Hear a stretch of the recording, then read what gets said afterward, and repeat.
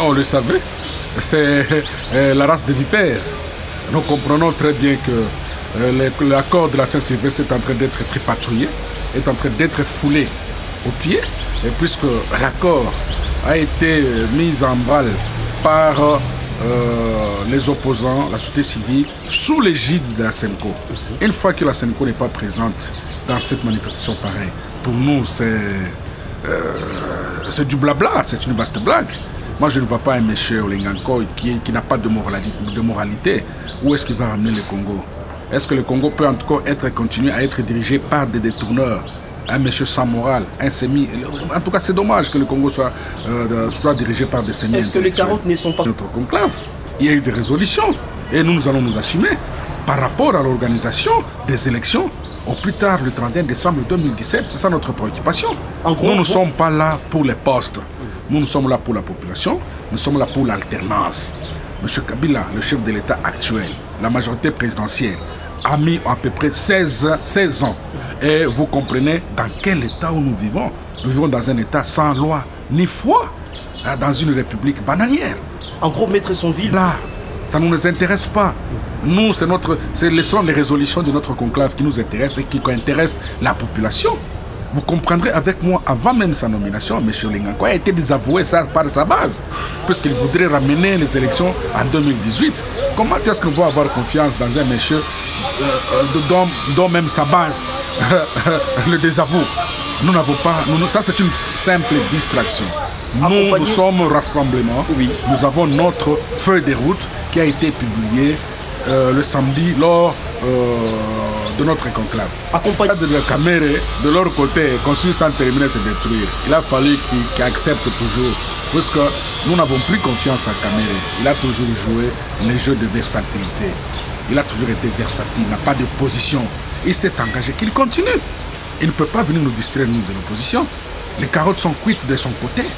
Nous sommes opposants. Nous continuons à défendre la cause noble de la population, qui est la misère. Nous voulons qu'il y ait refondation d'un état de droit. C'est ça notre préoccupation. Et vous n'embrassez pas ces... Ça ne nous intéresse pas, c'est une pure distraction. Et pour Kamere et pour les autres, c'est une pure distraction. Qu'il s'agite, ce sont des élucubrations inutiles. En gros, ça ne vous intéresse pas, c'est un non-événement? C'est un non-événement pour nous. Puisque vous comprendrez avec nous, monsieur Polydor, il y a eu tenue de l'Assemblée au sein de centre interdiocésain. Il y a eu des résolutions, mais qui ne sont pas respectées. Et tout ce qu'ils sont en train de faire, c'est pour que le chef de l'État actuel puisse s'obtenir au pouvoir. Ils sont en train de lui donner des béquilles pour les glissements et qu'il se maintienne au pouvoir, qu'il soit ad vitam aeternam. C'est ce que nous disons. Nous, ça ne nous concerne pas. Deuxième question, maître. Oui, lorsque M. Corneille Nangaa est en train de faire les jeux du pouvoir et qu'il se prend pour un roi télé, en train de tripoter tout ce qui a été prévu dans l'accord au regard des élections, nous pouvons demander que sa démission, puisque nous avons toujours estimé que M. Nangaa n'est qu'un bras séculier de la mouvance présidentielle. Et à cette allure-là, nous savons qu'il ne va pas convoquer cette école électorale puisqu'il a déjà reçu des injonctions. Vous savez de quelle manière M. Corneille Nangaa a été nommé, a été publicité. C'est le neveu de Monseigneur Morini Bodo. Et vous avez toujours connu la position de Morini Bodo. Nous disons que M. Nangaa est en train de faire le jeu du pouvoir. Et il est en train de jouer avec les feux.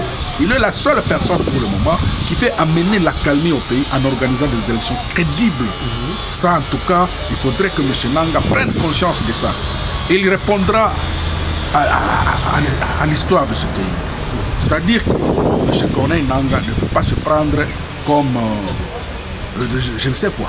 Dernière question, vous comptez organiser qui était assorti du conclave. Lorsqu'il y a un mot d'ordre, nous n'avons qu'à les mettre en pratique. Moi, en tant que porte-parole du rassemblement, je n'ai qu'à embrasser tout ce qui est sorti là-bas comme résolution. Et ce sont des manifestations pacifiques. Et j'estime que notre Constitution reconnaît les manifestations pacifiques au regard de l'article 64, alinéa 1er. Nous ne sommes pas armés, nous n'avons pas de police, nous n'avons rien. Nous n'avons que notre bouche et la population. Nous allons manifester pacifiquement pour amener la majorité présidentielle actuelle de quitter le pouvoir et de réorganiser le tout. Vous comprendrez avec moi, monsieur Polydor, aujourd'hui notre monnaie est en train de se déprécier. À quel taux? Vous comprenez un peu. La population est en train de vivre dans la... Aujourd'hui, c'est le début de la grève des fonctionnaires. Ils sont très mal payés. Dans 48 heures, ce sera la grève des médecins. Le pays n'est pas dirigé. Et au-delà de ça, même les militaires vont demander aussi le rajustement de leur salaire. Vous savez, aujourd'hui au Congo, un militaire, un policier vous touche 60 000 francs. Pour en faire quoi? Au moment où le taux des dollars aujourd'hui revient à 170 000 francs congolais. Vous comprenez un peu que nous avons des sérieux problèmes dans ce pays et qui nécessitent de grandes solutions. C'est un peu ça.